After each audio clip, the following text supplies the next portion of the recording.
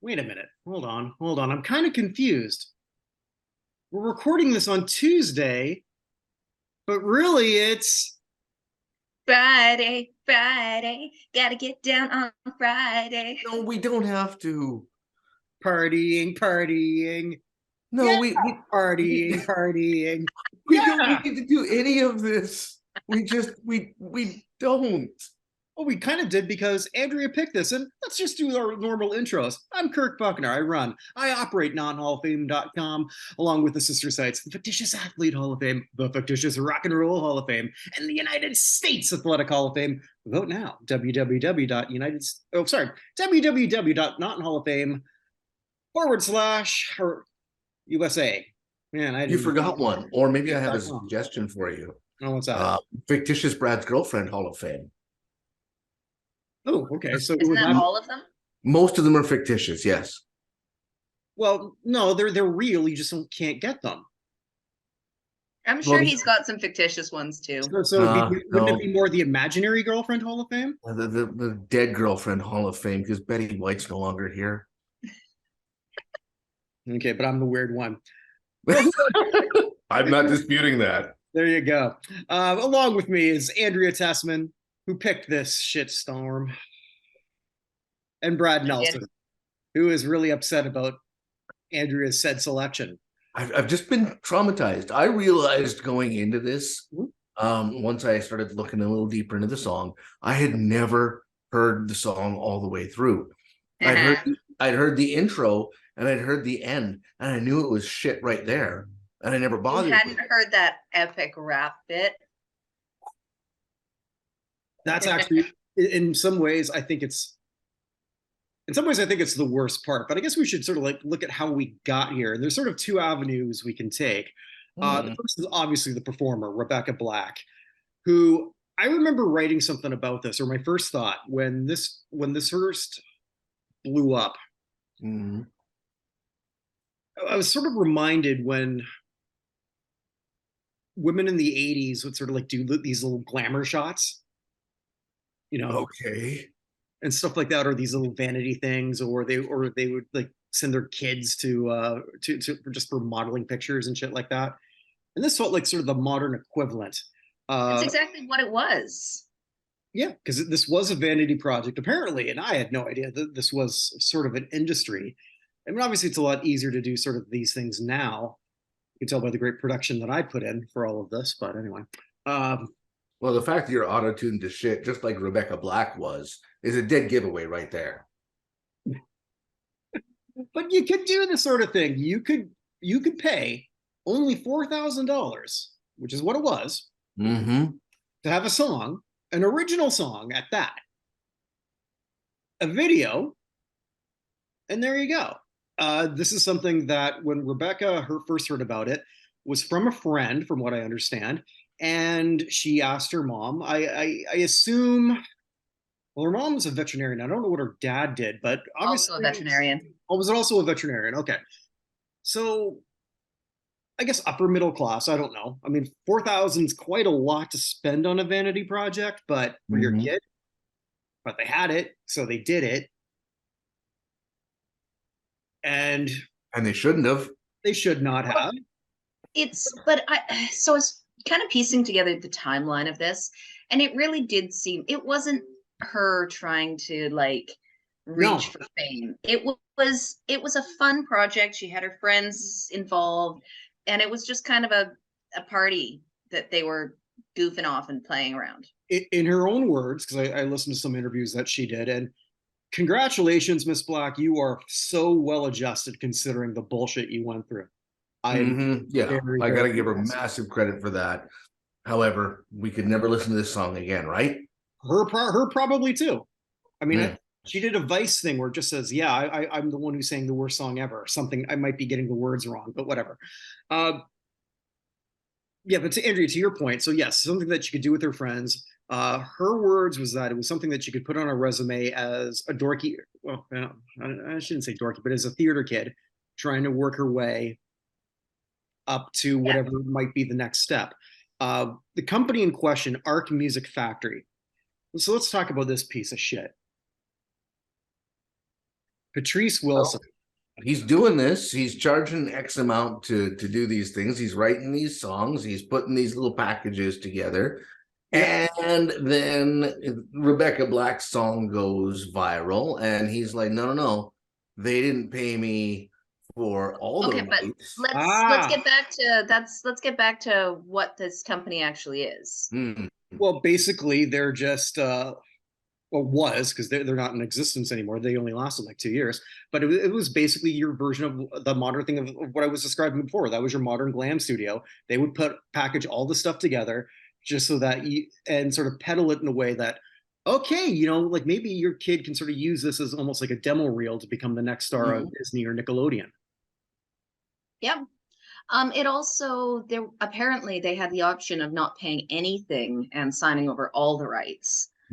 So this was, it was agreed to in advance that Rebecca Black kept the rights to the music. Which is why and I'm glad you brought that up, because that's why I said specifically $4,000, because more or less it's like you bought a warranty. So so this guy, when he came up with this, him and his partner, whose name escapes me because it doesn't really matter, he bailed after this whole thing fell apart. Really, Patrice is the piece of shit. So I think we can all agree on that. I think his thinking was, all right, I can sort of do this for maybe 3,000, but here for another grand. Now it's like a warranty, something that you're probably never going to need. But in the language, in the legal contract, it did sign over, which is a stupid deal on his part because he wrote the damn thing and he signed over everything. Brad, you were going to say something? Yeah, his partner was Clarence J. I knew it. I had it in my. Oh, Clarence J. Okay, yeah. So I'm sure it was something that he never thought he would actually use. I think he figured out this is his grift, or maybe not so much a grift, so much at that point. It would become one later, I think.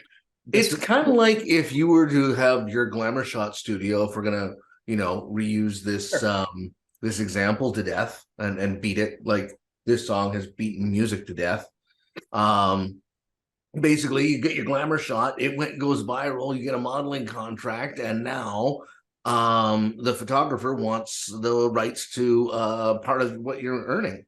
Well, the business model is actually probably based off of a lot of those modeling agencies from the 90s and early 2000s that were literally, you paid the agency to represent you and do your photos, and nothing ever happened with it because there wasn't any, they weren't recruiting talent. They were providing a service. Yeah, they were just trying, providing a promise that you'd get your name out there and could become a model if you signed up with their service. So you got your portfolio, you got your shots, and then you never actually became a model, or you maybe got a little used and abused in the industry, but never amounted to anything. But here's someone who sort of did get used, abused, and found.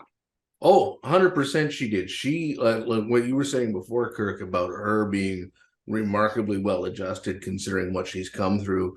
I think she's got a really good attitude. I have not listened to any of her newer music just on principle, because Friday hurt me. Friday hurt me deeply. The only Friday I want to talk about is Friday I'm in Love by The Cure, because that's a good song. And this one, I don't know if it's a combination of the insanely nasally voice or the like almost Cher level auto-tune. Well, that's part of the cringe, right? And I think that's sort of why it blew up. And I'm sure you both sort of researched how it blew up. It got featured in a Tumblr blog, and then I think a writer for Tosh.0 put out an article that said just songwriting isn't for everyone. So something that she put out that had, at that point, I'm trying to remember what she said, like 4,000 views on YouTube, went from 4,000 to 70,000, and then she went to bed in the morning, it was 200,000. Poof. So what we have to do for our channel here to bring us up to those kind of numbers is just to wind up being very nasally when we talk. Is that the lesson we're taking here? No, the thing with this song is even the people that are like saying good things about it that aren't like harshly being rude and saying it's the worst song ever, which it kind of is, are saying like the good things they're saying is like, oh yeah, well, while this video made a ton of mistakes and did like so many things wrong, they kind of also got a few things right, probably by accident. Oh, Like okay. that's the nicest of the things that you know, people talking about how it's just pure camp, and you know, that's there's a lot of what's his name, Simon Cowell said he actually really appreciated it, and he said nothing good about her or the music. What he appreciated was anybody who could get that kind of traction in that short of a time. That makes sense. So he was, and then he basically said, look, you're not intended for anyone over 18. Just don't listen to what anyone over 18 is saying about you. I don't think this song was intended for anyone over 14. I don't think it was either. Well, her and her friends are like 13, 14 years old when this is coming out. Yeah, she was 13. What I don't understand is, look, I watched the video. I only watched it once, and I only listened to it once, and I wasn't going to do it again. I did watch the remix of it, which was moderately better-ish, kind of, not really, but like the one that came out in 10 years later. Yeah, if you took a steaming pile of gorilla shit and you put some chocolate sauce and sprinkles on it, it's still a steaming pile of gorilla shit. It just has chocolate sauce and sprinkles. What if you let it cool overnight? That 10-year remix was done purely for the sake of it being absolutely ridiculous. So there's nothing that honestly actually had better critical reviews, because that hyper pop thing is just it's its own weird animal. It really is. Here's what got interesting. So technically we're talking about this because when we say how the hell was this a hit, it really wasn't, because it only went to 58 because it was released, or maybe it escaped. I don't quite know. But definitely escaped. So in terms of actual radio play, that didn't happen. In terms of actual, I heard it on the radio a couple of times. I always switched, but it was on the radio. All right. So, but in terms of digital downloads, I don't know that was downloaded that much. It was played a lot, almost to be mocked. Over. Exactly. It really was. It was pointing at the special kid and laughing. Yeah. And then initially, to Patrice's credit, when Rebecca was bullied mercilessly at school, had to quit. Or go to homeschooling. I don't know quite how that works. Yeah, she quit and then was homeschooled after that. Yeah. And if you're wondering how the hell, I don't know how that works. And we're Canadians. We don't generally do that here. So yeah, people do. There's a lot of homeschooling here. Well, I'm old, so I didn't know that happened. So what the hell? You're old and childless. It's fine. You've got Winnie though. How dare you say that I'm childless? I've got Winnie the Mini.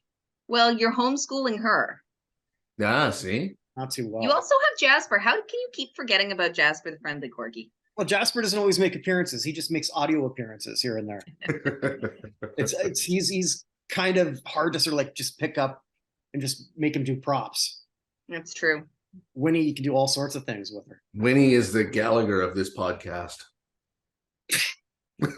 Let's see, who's worse, Gallagher or Carrot Top? Oh, Carrot Top. Although I wouldn't say that to his face because Buddy's jacked now. Jack that looks like a scary clown. Yeah, it's like he looked at the poster of it and said to the plastic surgeon, "That's what I want to look like."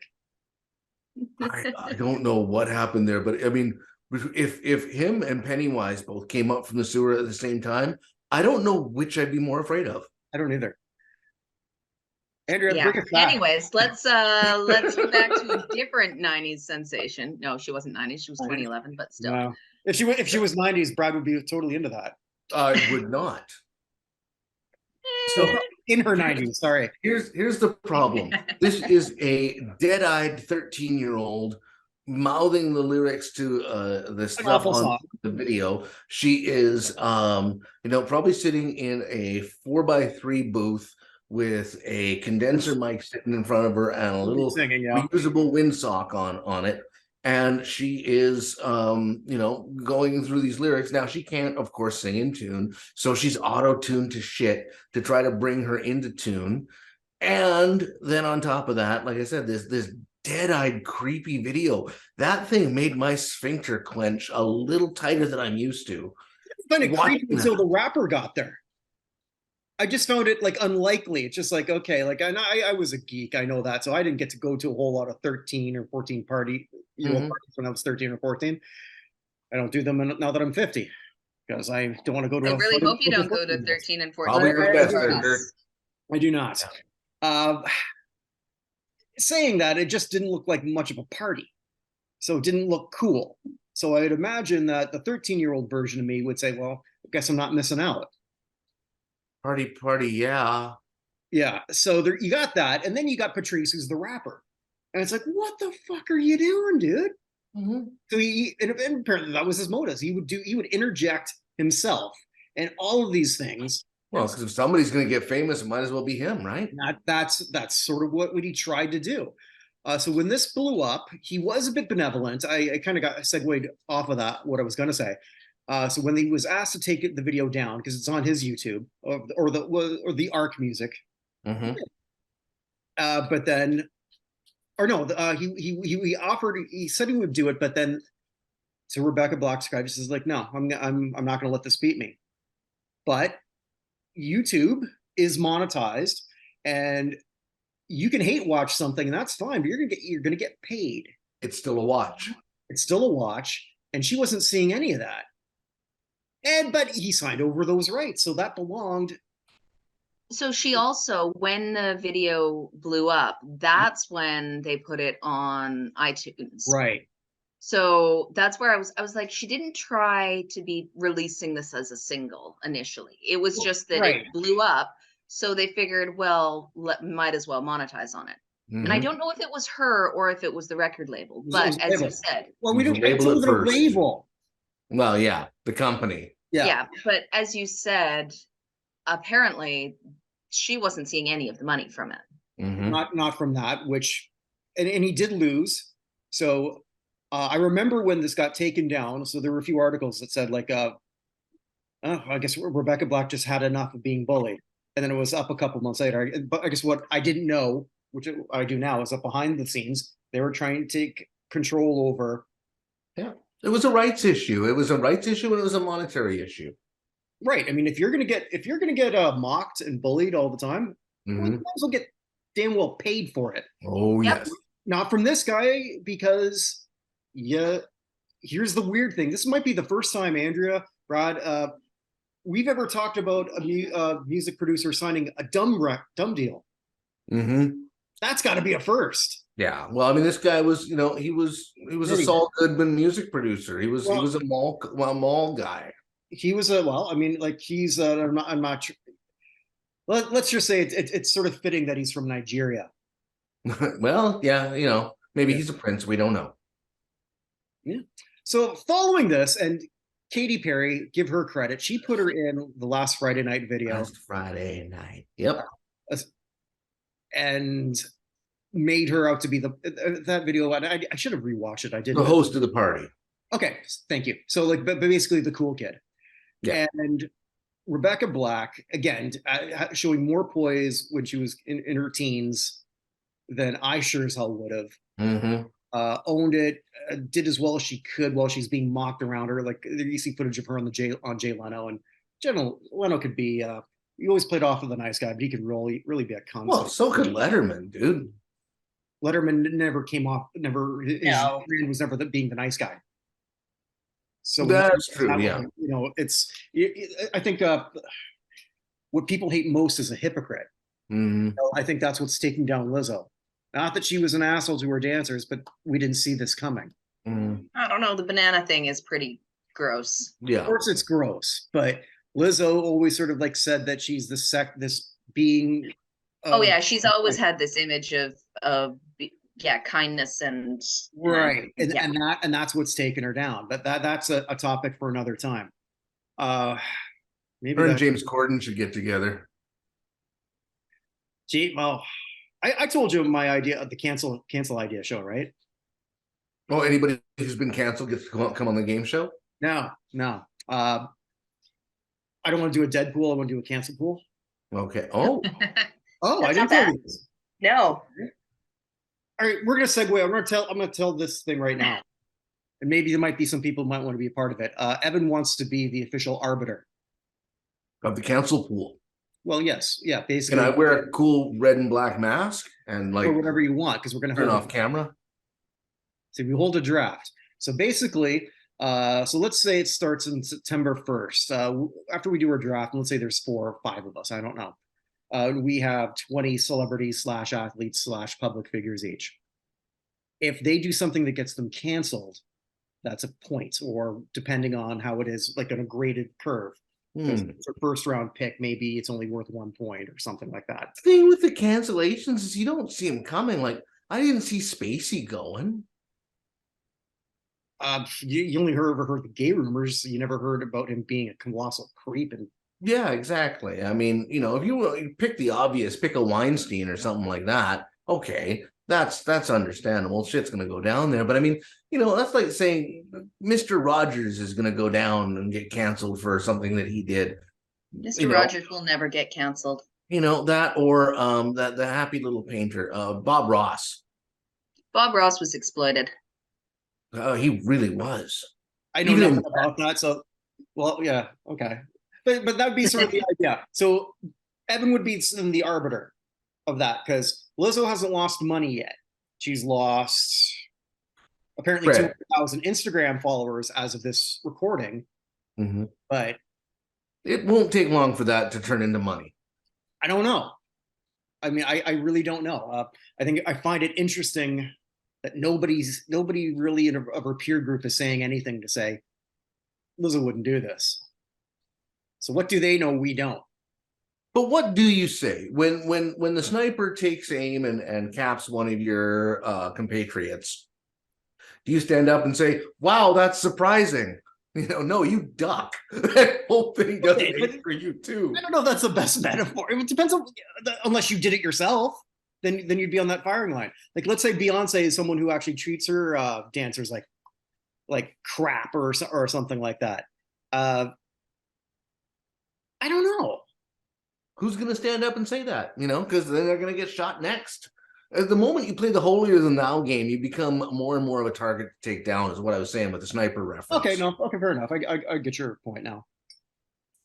Like any of these people, okay, give me enough money and I will be a very easily cancelable person, because there's weird shit that I want to do. Now, it's not exploitative or anything like that, but it's going to, the headline will read, "Brad does weird shit again." Usually might be. But Brad. See, then I don't know if you'd be canceled, because it's an expectation. You don't quite get canceled. It's more when it's not. If you're famous and you're just an asshole, or you do weird shit, then you're expected to do weird shit, and you're just going to keep doing weird shit.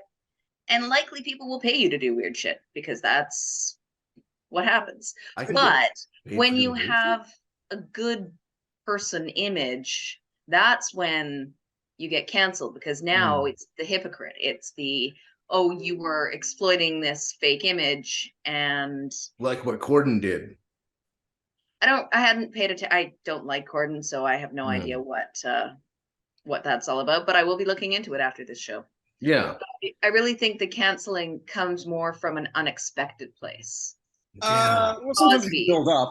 It's a fall from grace. Yeah, exactly. I never had grace, so I'm good. I could be rich.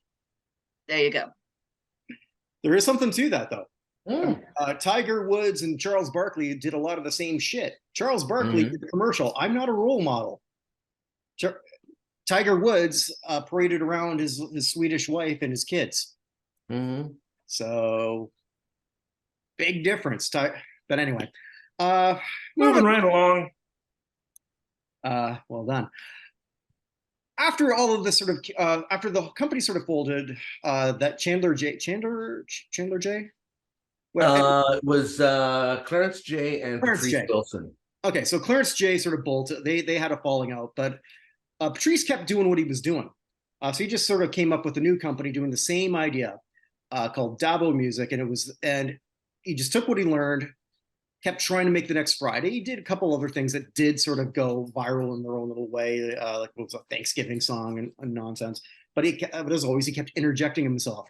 And then he finally got sort of like a runoff when he took one of the 13-year-olds, did one song. I don't even want. I have to take a shower after I describe it. Actually, speaking of Mr. Rogers, the one before that, he pretended he was Mr. Rogers looking in on the kids. Yeah, did another, and then the one that sort of like where they actually took it off the off YouTube. YouTube actually removed it.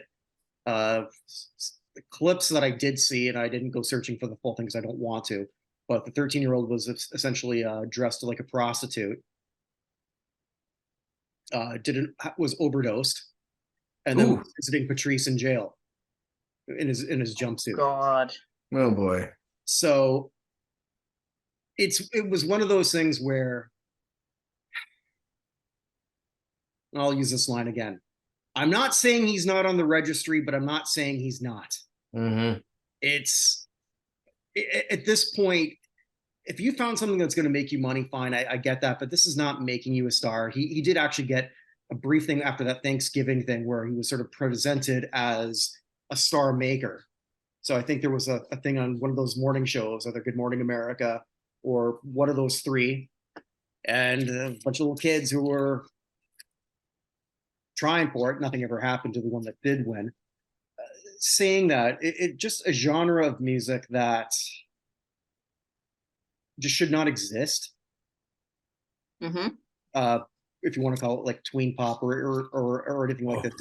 You just should not put your kids in any of these situations. I remember as a kid getting the Mini Pops album that had Betty Davis eyes on it and stuff like that. There's so many awful Mini Pops. Well, they're all awful. Songs. It was basically like kitty pageants for music, and it's gross. Yeah, but honestly, sometimes even worse, just in the sense, well, I don't know, different, because in the sense that they're singing very adult lyrics for the most part for a lot of these songs. Some of them were a little bit altered, but a lot of it was just like bizarre that you would have a bunch of 10-year-olds sing. Well, even the ones that are tame, you don't want them to necessarily do. I don't even want to go down that rabbit hole to see some of the songs they did. Like because I never had a Mini Pops album, but I remember them being blasted like on commercials from like by Kate. It's the Mini Pops. It's the Mini Pops, and they would just crank out whatever was a hit of the last 6 months. So I can't even imagine. So basically, that's what this Patrice Wilson and Clarence J are doing. Yeah, and they're trying to create a Mini Pop kind of thing one at a time, and it hit with Rebecca Black, and now she's coming out with what, Let Her Burn, something like that. What I understand, so like I look to see if she's successful, and I look through all her social media. She is producing her music, at least it's hers, her vision. Doesn't sell much. She's also DJing. Yeah, I mean, she seems to be able to work up what she's doing. I think she came out as, and I'm not trying to be offensive, I just don't know what this means. Came out as queer. Yes. A couple years ago. Sorry, I don't mean to sound like it's the right terminology on that. Queer is basically just a blanket term that covers pretty much any sexual orientation that is not straight. There's not a word for that, like pansexual. Well, there is to a point. Pansexual kind of means you're attracted to everybody, whereas queer just means you're not entirely straight. Yeah, could be some. Okay, well, I didn't know. So anyway, so she's sort of playing a bit to that from the videos I saw, which is fine. If that's who she feels she is, that's great, because then at least she gets to be her. She looks fantastic. Considering what she came through, yes, she's doing great. She's not my thing. Friday is a terrible song. She'll tell you the same. But she came out the other she'll say the same. Yeah, she probably will never achieve much success other than being the one who did Friday and like, oh, she's not terrible from what she does now. Mm-hmm. But she came out the other side a winner. She's no Kanye West, I'll tell you that. Well, I ain't telling you she's a Kanye, but I ain't telling you no. Mm-hmm. But I can say that I don't know where Patrice is, and that's good. Fuck that guy. Yeah. Yeah, it's a goofy situation on that whole thing. Like the fact that Rebecca came up through what she did and had, basically the entirety of the internet going, ha ha, pointing and laughing kind of thing. She's doing all right. She's putting food on the table, and good for her. She has she's said in multiple interviews, talking about what she went through and the bullying and the depression and the anxiety and like, honestly, yeah, she's doing well, living her life now and kind of accepting that that's who she was, but that's not who she is. And you didn't let it define her. Yes, exactly that. Which, give her credit. Something you did at 13 shouldn't define you, especially not when think of the stupid shit we did as preteens. That's not even a real teenager. That's like a tweenager. Especially the internet didn't exist back then, and that's for the best. But especially though, if that wasn't even your intention, I'm sure there's many 13-year-old girls and boys in the past 40 years that were doing something like, this is going to make me famous. This is what's going. That was not what she was doing. She was just doing this to have fun with her friends. Put it on a resume for maybe a performing arts school later on the road.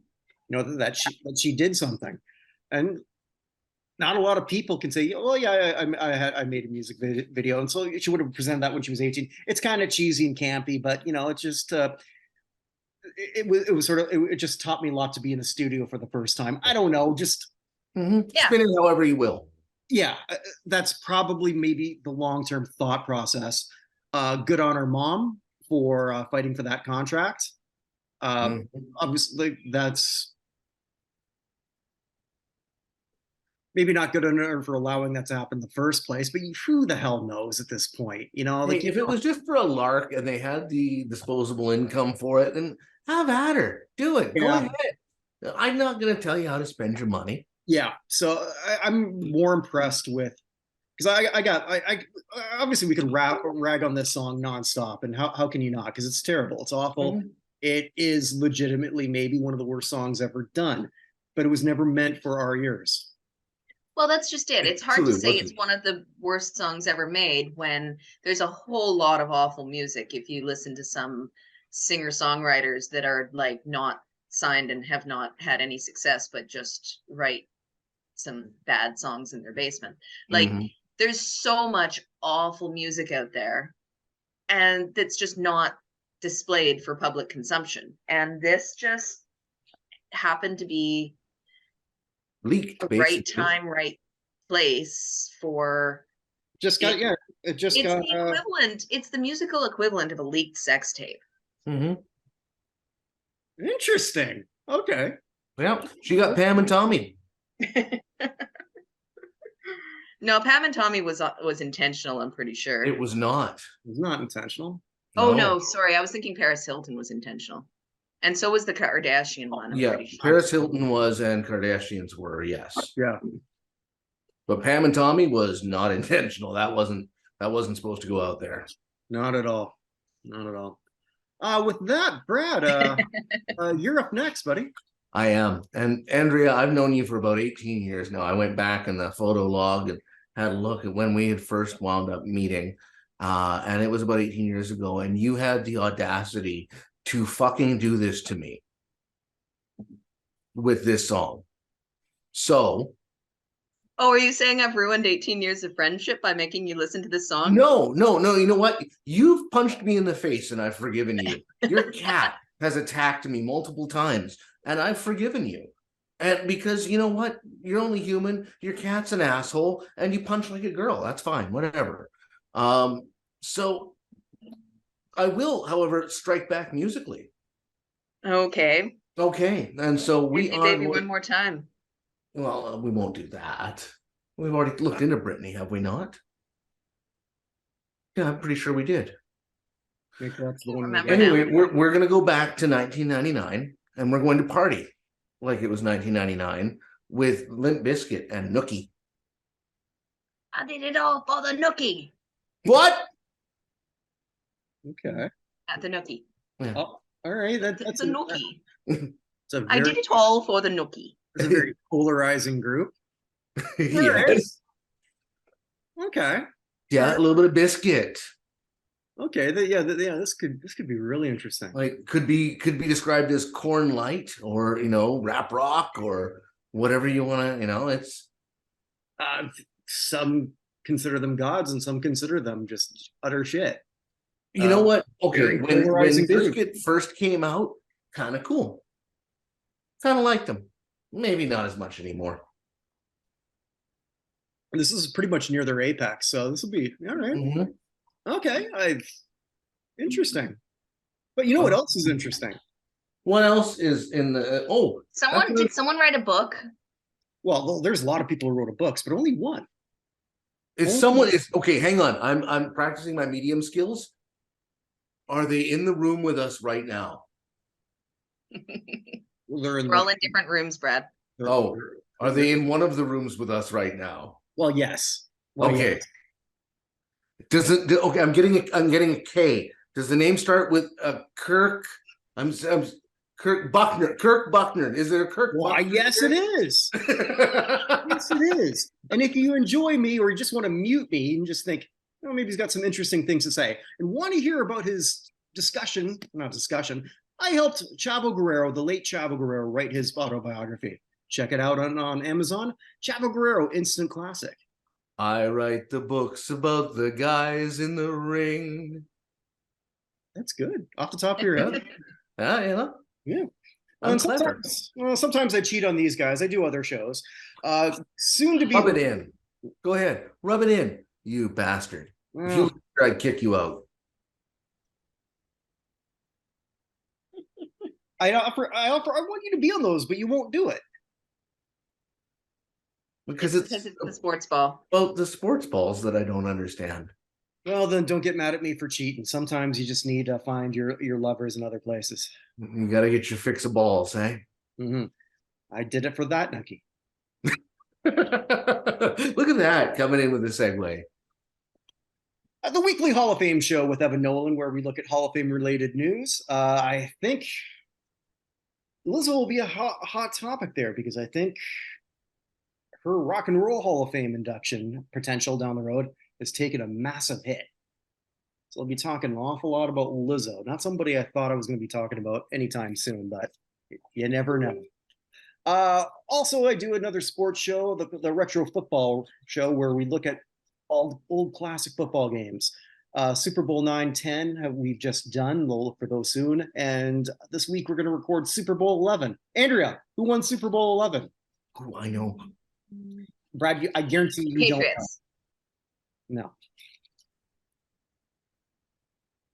The Dolphins? No. No. The Cowboys? No. None It of was them. Manitoba Moose Knuckles, and they were up against the Cleveland Camel Toes. That might be apparently, yeah, but that was the Lingerie Football League. Is there any other fobball league? Actually, How long did that one last? Like 2 years? I don't even know if that one still exists. I have still watch the reruns. there was a show called The Real Cat Fight that when the Fight Network first came up. It was The Real Cat Fight. All it was just Japanese girls just sort of like grabbing each other. You know what? I have to say, watching MMA, I do enjoy a bit of MMA, and the men fighting it's great, but the women are like insane. Of course, they are. Like just skilled, like snipers. Mm-hmm. Like when it comes to landing shots, I still remember before Rousey went crazy. She was just decimating out there. And for a brief period of time, about a year and a half, she was the highest paid mixed martial arts fighter. Period. Mm-hmm. Yeah. And for that brief period of time, she should have been. And then she had to talk. Well, it's all about putting asses in seats. Well, talk what? What did she do wrong?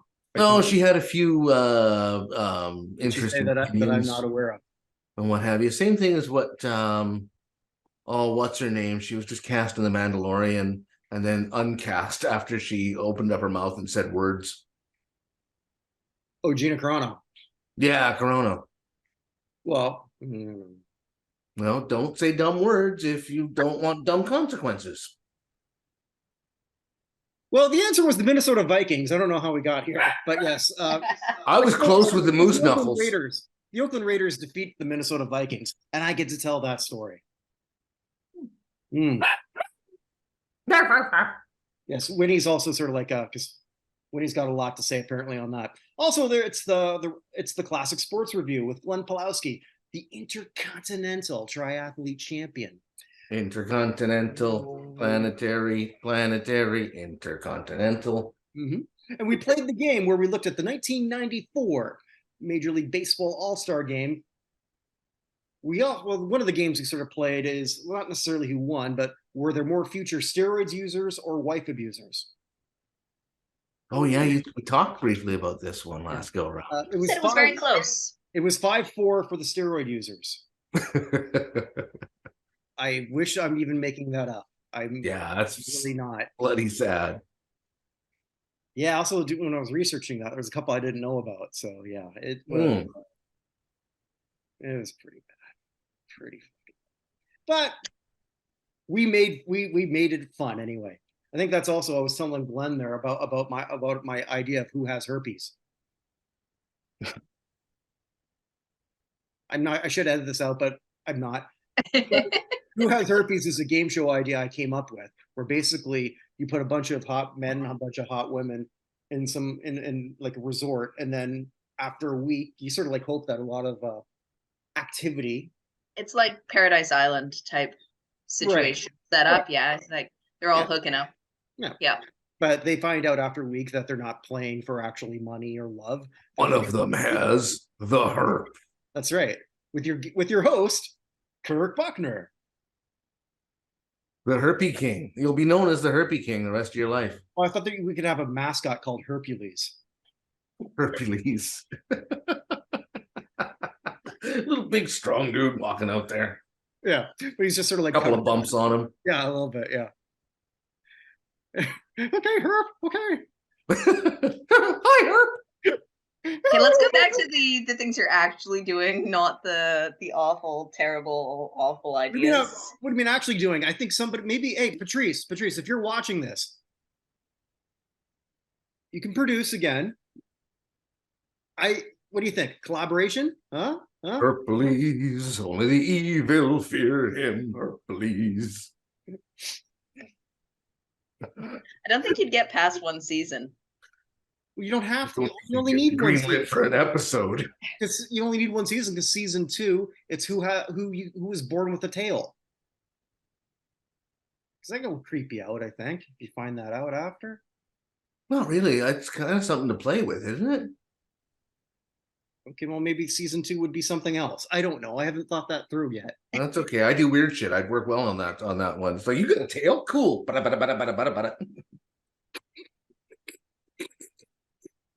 Do you wag it when you get excited? Let's find out. Anyway, children. You play the game Kirk. too. It would take spooning to a different level, wouldn't it? Yeah, that would be a weird feeling. Because now you got, like, you're spooning, normally you got the dick and the butt crack, and then you'd have like the tail wagging a little bit. So it would either be ventilated or you'd take a nut shot. You probably both, right? Because like so you got that happening, and like then you got the added sweat, especially if it's like really hot. Okay, let's end this discussion and let's I have nothing else to promote. I think that's something else now on my bucket list. Betty White's off, but Girl with a Tail is in. There you go. And a little person. Now, if I can find a little person with a tail, ooh. And wait, if they're 90? No, it's not that Betty White was old is why I wanted her. It's that Betty White was Betty White, and she's ageless as far as I'm concerned.